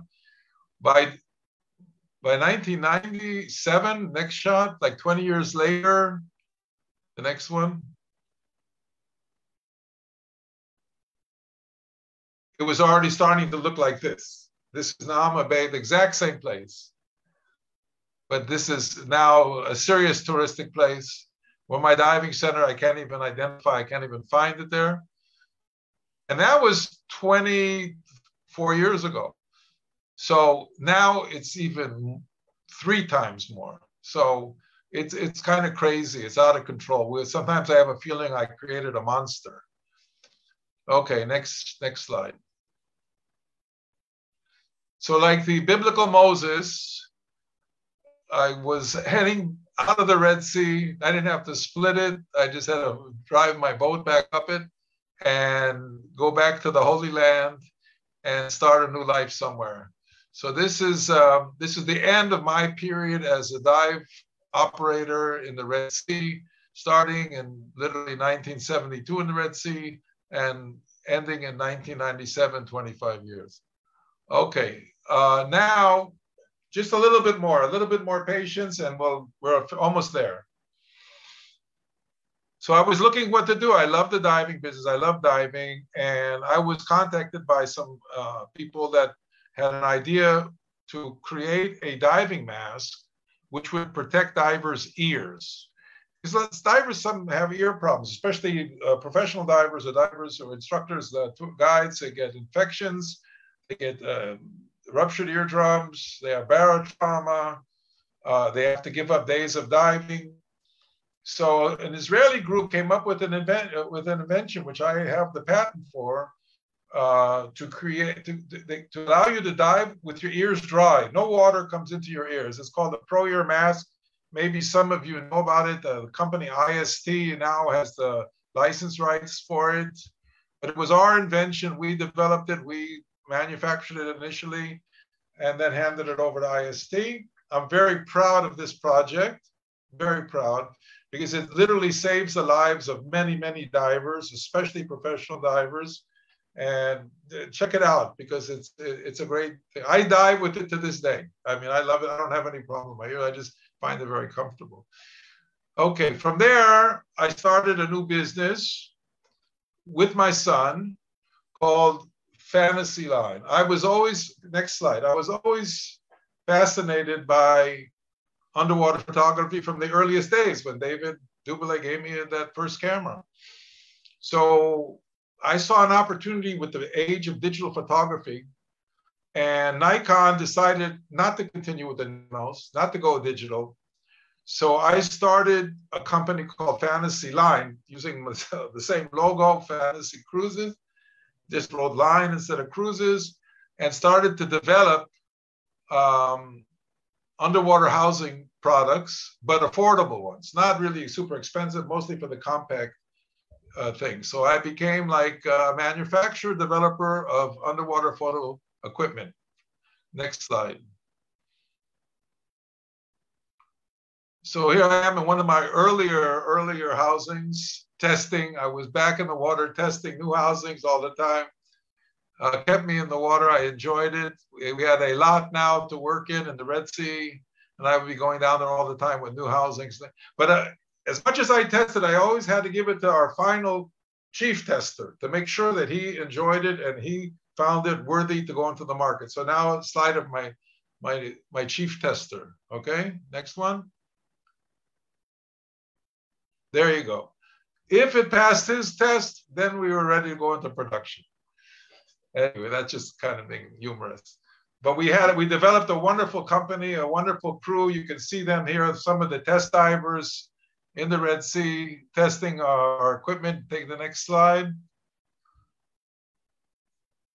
My son, actually Nadav, is over on the right. He's now the CEO of the company, running the company. Gary, myself, Ron, Sharon, and Boaz. And they're a wonderful team, wonderful group of people, and help make this product a great product.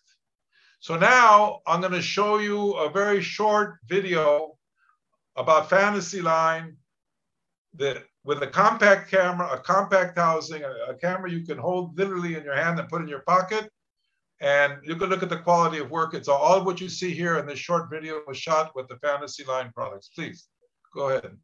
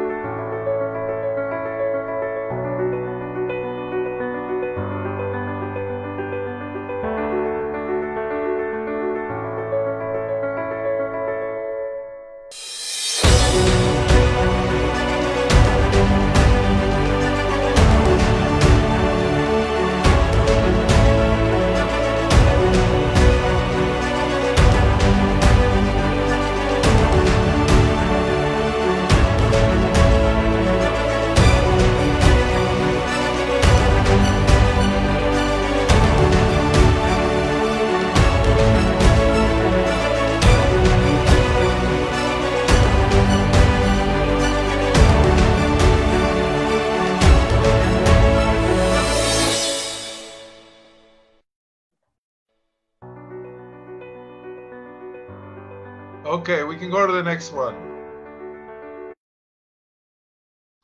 Okay, so in this 50-year career, I had the honor, the pleasure of meeting very interesting people, diving with them, introducing them to the Red Sea.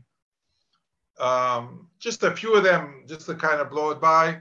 So Maestro Leonard Bernstein, one of the most famous musician conductors of his day. He's no longer with us, sadly, but I took him diving several times in the Red Sea. The next one, we have Hans Haas, was the diving pioneer on the level of Jacques Cousteau. For those of you who didn't hear of his name, wrote a book called Under the Red Sea, did scientific experiments in the Red Sea, made films in the Red Sea. One of the true great pioneers, Hans Haas. And I had the pleasure of taking him diving in Ras Muhammad, you can see in the background there. Next. I talked about diving diplomacy and enlisting diplomats that were working in the area, and some of them were particularly helpful, and really we have a lot to be thankful for. This one is Ambassador Samuel Lewis, who was the American ambassador to Israel during the peace process with Egypt. And he really made sure that things would go smoothly for the diving and for the nature conservation, and forever indebted to him. His successor, you can see here, next picture is Ambassador Pickering, Thomas Pickering, who is ambassador to Israel, was my student also. Then he went off to the UN, and he was the United States ambassador at the UN at the time of the Gulf War, when I needed to get permission to go to the Seychelles because I didn't have anywhere to work in the Red Sea. He arranged for meetings for me to meet with the Seychelles people and open the door for their diving diplomacy. Very, very helpful for us. Next. I had a few astronauts, Apollo astronauts, moonwalkers. This is Jim Irwin, Apollo 15, diving with him. Another wild story, which I can't go into now, but it was a wonderful trip with him in the Red Sea. The next astronaut, you probably heard his name, is Buzz Aldrin, who was the number 2 guy after Neil Armstrong. 20 seconds later, he put his foot on the moon, and on Apollo 11, and very, very, very, very, dive with him several times, and he's an amazing person, and I'm sure you've probably heard of him and seen him. Okay, next. We've also had celebrities like Barbara Walters, the famous TV producer, the TV presenter, and she came out with a group and dived with us. The first group that came on the Fantasy 2, she was part of that team, and I had the pleasure of taking her diving as well. And then after that, 2 of the most distinguished marine biologists, scientists, next oceanographer, next slide. Here is Dr. Sylvia Earle. I'm sure everybody knows her deepness.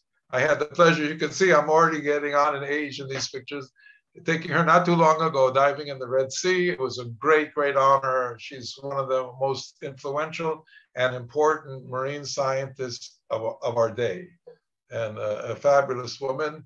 And the last one was my mentor, my beloved Dr. Eugenie Clark, the shark lady, who came out on that first expedition in 1974. And we stayed together doing assignments and friends until sadly she left us about 7 years ago, 6, 7 years ago. But her biography just came out now. It's the next slide. And she writes a whole chapter on her Red Sea diving. And I'm very honored to play a part in that book. And I strongly, if you can get a hand of it, she remarkable life and career of a marine biologist and the eminent shark expert of her day. Okay, and most importantly of everybody, next slide, is the Fantasy family. It's my wife Sharon, myself, my 4 kids, and even my dad, just hanging out on the back platform of the Fantasy 1. And they've been all obviously most important. Without that family and support, I could never have done what I did. I'd just like to show you, I think now we have a really brief little thing, a kind of summary video. I was inducted in 2009 into the International Scuba Diving Hall of Fame, and they made this kind of bio flick of my career. And we'll do that, and then we'll finish up just after that. Okay, so let's go with that.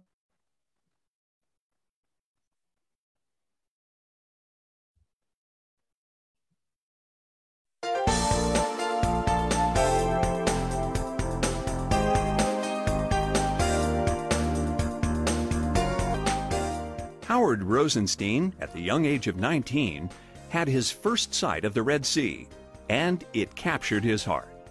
By 1970, he and his wife, Sharon, opened their first dive center along Israel's Mediterranean coast, followed by one of the very first diving operations along the Sinai coast of the Red Sea. In 1973, they moved Red Sea divers to a beautiful bay in Sharm el-Sheikh at the tip of the Sinai Peninsula, lodged in a primitive but functional abandoned railroad car. Howard led divers from the entire world, transporting them in Army surplus jeeps and small boats. Howard and Sharon started promoting, and before long, Red Sea Divers was hosting scientific dive teams, countless film crews, diving personalities, and underwater photographers from across the globe. They were thrilled as Howard willingly showed them the underwater wonders of his Red Sea. Howard was selected to plead the case for Sinai Reef protection.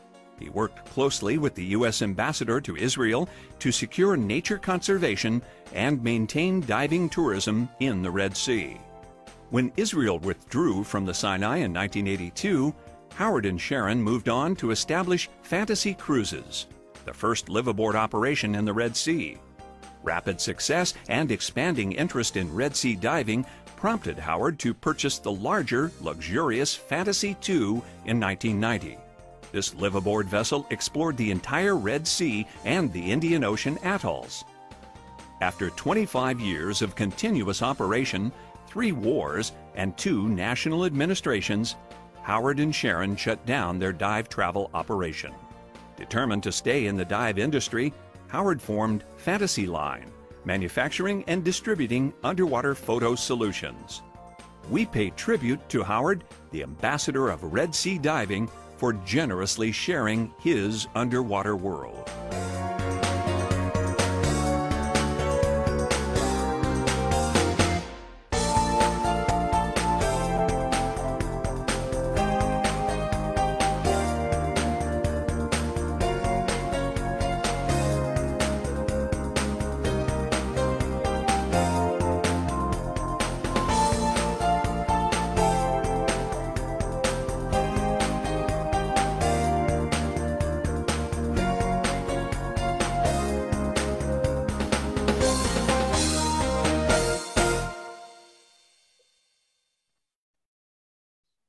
Okay, so we're right at the end.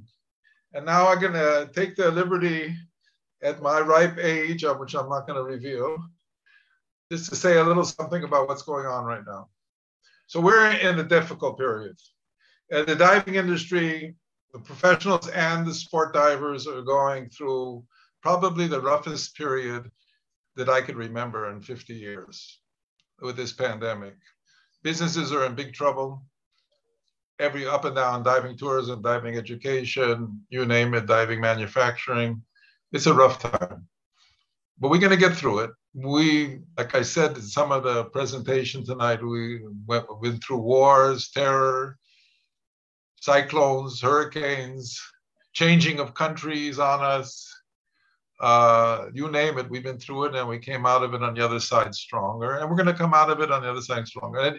And as a little indication of that, a small one, I hadn't been diving in the Red Sea for a year. I mean, at my age and for other reasons, I didn't want to get really exposed at all.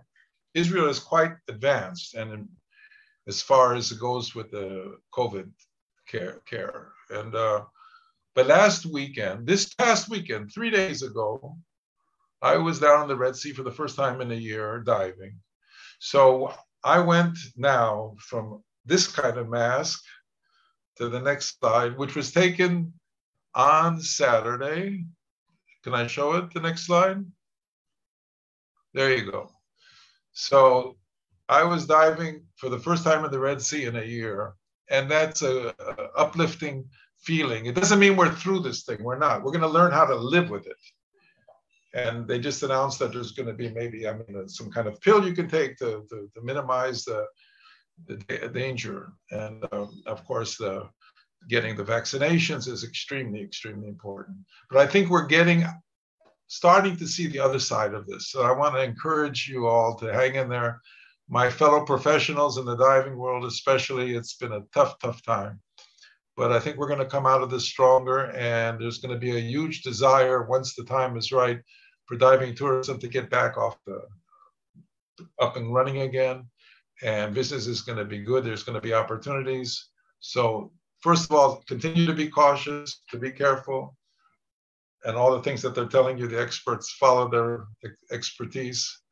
But like I showed, we had over 300 divers in Eilat this weekend at a Red Sea Diving Festival.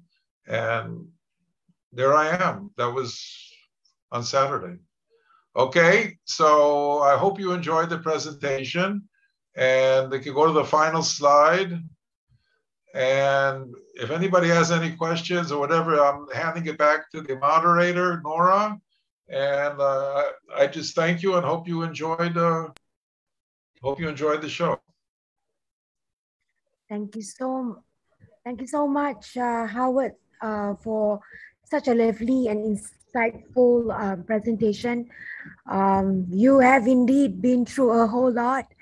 And of course, like what you said, with COVID, we've been through quite a bit as an industry, and especially with someone who have seen dive tourism in the Red Sea and the Mediterranean Sea and the Indian Ocean, from its fruition till now. I just have one question though. Sure. As soon as the world moved towards the phase of endemic, to live through and go past COVID-19, and to return back to perhaps a new normal or back to normalcy, what would be your first expectation of how the industry would be within those regions? I'm sorry, so what would be the first thing that would happen in the industry after the pandemic? Is that what you're saying? Yes, correct. What would be your first expectation that you would see? Well, first of all, I think things are never going to be the same as they were before the pandemic. And there's going to be a lot of players that have left the field, and there's going to be new players that are going to come along. It's going to take time. We're not going to go back to pre-2020, like that, like the click of a finger. It's going to take time. Like I said, there's going to be business opportunities for those who survived, who went through it, or the new people who will come along after that. I think we're going to be a lot smarter about how to run our businesses and be more cautious, realizing that, not everything is running smoothly in this world anymore. But I think there's going to be a great hunger, and rightfully so, for people who have been locked up and shut down and have their lives tremendously impacted, to want to get back to nature, want to get back to exploration, want to get back to being with their friends in great places. So I think there's going to be kind of a boom for those who, from the tourist point of view, from the consumer point of view, from the operator point of view, it's going to be a shaky period. It's going to be. I used to run liveaboards, and I know what it was to run. I know what it is to run a liveaboard, and you're always on the edge, and you're living from one group to the next group, and sometimes you're living off the deposit, and all of a sudden you can't deliver the goods because the boat is broken or the trip is canceled, and the people want their money back. It's a daunting and a frightening thing. It really is, and. I have some very good friends that are still doing that, and my heart goes out to them. So it's like I say, there's going to be opportunities, but there's going to be still many, many, many, many challenges for us in the industry. And it will be interesting to see what happens. And I think next week or so is the DEMA show. Now, I've been going to the DEMA show, every DEMA since 1978, I believe 77 or 78, everyone exhibiting. This is the first DEMA show that I will not be going to. And it's an indication of where I am at as a businessman in the diving world, wanting to wait and see, and also to watch my expenses. The way to get through this is to cut your overheads and make sure that you're living within a very tight budget until it comes along. So all in all, I'm cautiously optimistic.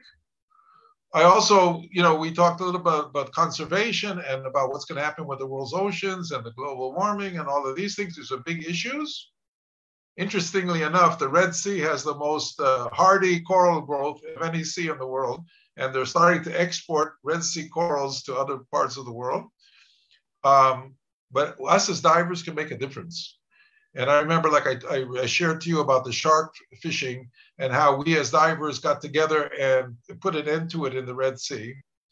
So divers will continue to play a role in conservation as well. And I think the new generation is much more aware and much more conscious of this than we were even. So that's promising as well. So, I'm hopeful. My company is now being better run than I ever did by my son. And he's the new generation, and there's new generations popping up everywhere. And I look forward to, by the way, I just want to say one last thing. I look forward to the next ADEX show, and I'll tell you why. Because I think, and I've been going to diving shows for a half century. I think the Addicts Diving Show, especially in Singapore, is the best consumer diving show in the world. I really mean it. And I even wrote it after the last show I was at. I sent a letter or whatever, and I did actually went on record as saying it because it's such a multi-varied show with such good orientation and all conservation and all that, and good speakers, and it's a great show. And I tip my hat to John Pett and his team for doing such a great job. Okay, I guess that's all I have to say right now. Thank you so much, Howard. Just one question, advice that you can give to those younger generation who are aspiring to enter into this industry. In just one sentence, what would you give it to them? Look for another industry. No.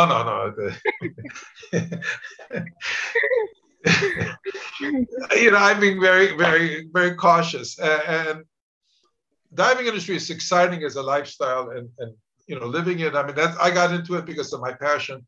I was so lucky to be at the right place at the right time. Not so much about my talent as where I was at the right time in the right place, and also that I had the fortitude to hang in there and keep going. And you have to be professional today.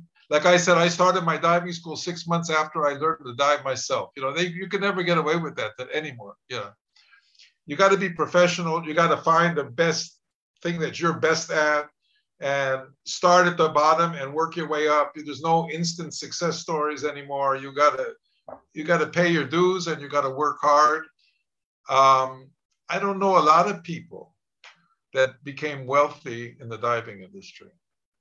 I don't know a lot of people that became wealthy, but I know a lot of people that loved what they were doing and had a fulfilling life and great experiences and stuff like that. I feel very fortunate, and I had good support in the family and stuff like that. But it's a tough business. It really is a tough business. So I wish you all good luck. Any of you who decide to continue with it, and I feel forever grateful that I chose this life of this, and like I did, and I guess that's the best I can say. Thank you so much, Howard, for your time and all this fantastic sharing. And I must say that on Facebook, there's a lot of people who are totally enjoying your session today. And once again, thank you so much for the valuable advice and experience that you shared. And we wish you all the best. And we really hope to see you in person real soon. Okay. Thank you very much. Okay.